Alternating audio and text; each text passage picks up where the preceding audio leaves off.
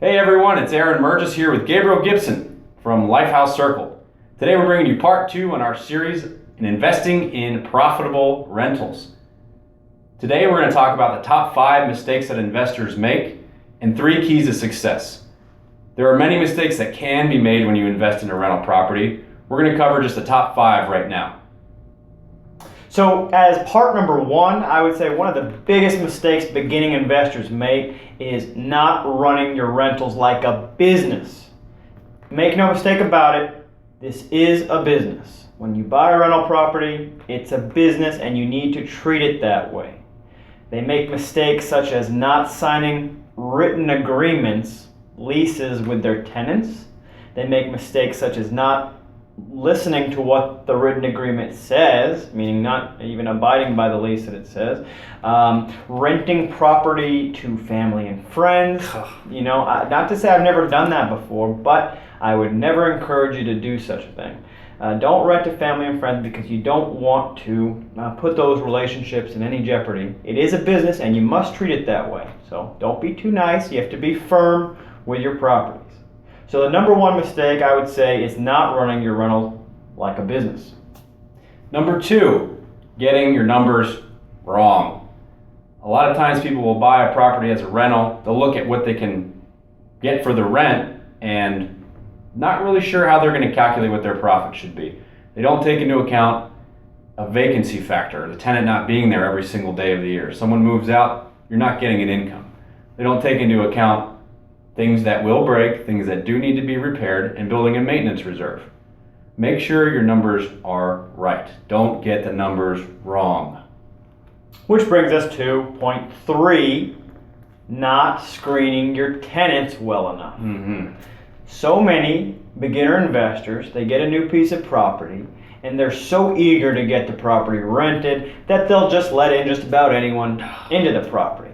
You have to screen your tenants well. Make sure they're both a financial and otherwise good fit for your property, meaning they have a solid employment, they have a solid way where they can make sure that your rent is getting paid, because ultimately it's your ass that's on the line for the mortgage, for the taxes, for the insurance. That's coming out of your pocket. So you want to make sure that the person that you're giving your property to is a viable and a good fit for it. Number 4, purchasing a rental property in a poor location.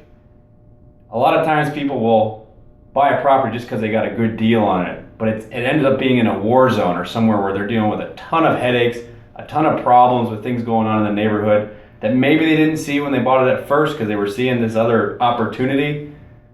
Don't buy something in an area where you're going to have to deal with a lot of problems. Find something in a decent area that you can manage. It doesn't necessarily have to be in the nicest neighborhood that you would live in, but avoid war zones. Don't go somewhere where you're going to have to deal with a ton of trouble and a bunch of messes. Yeah, and that brings us to point 5, which is buying properties with negative cash flow based on speculation. So if you think a property you might buy is going to be appreciating at a certain rate or down the road might be worth something, but you have a negative cash flow, it's going to kill your real estate investing business, at least as a beginner investor. As a beginner investor, you don't want to buy a property if you're going to have negative cash flow. You got to make sure that it makes good business sense for you and that you're being profitable throughout the years of that investment. So now we told you about the 5 mistakes that early investors make with rentals. Here's 3 keys to success to make sure you're doing a rental correctly. So I would say as a number 1 key to success, absolutely make sure you're doing your research.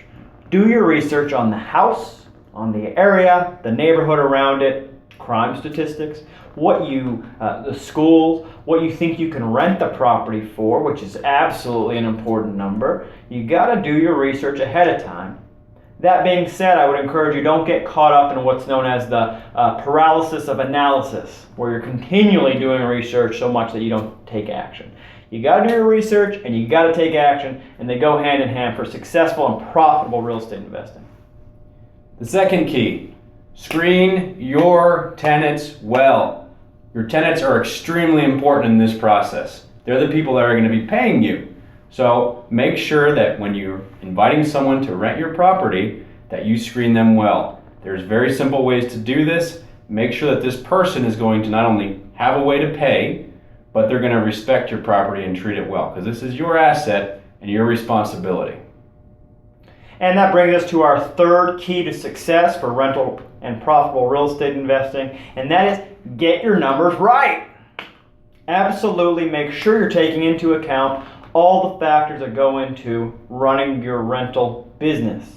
That includes the interest, the taxes, the insurance, the debt service for your mortgage. That includes maintenance. That includes any other contingency factors that might come up, including management if you choose to hire a manager on the property. Just make sure you take into account all of your numbers.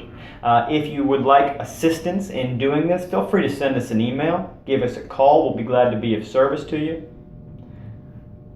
That's all for today, guys. I hope you enjoyed this two-part series on investing in rental properties profitably.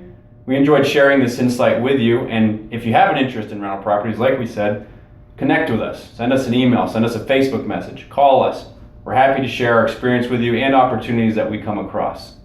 So for now, that's all. We'll see you next time.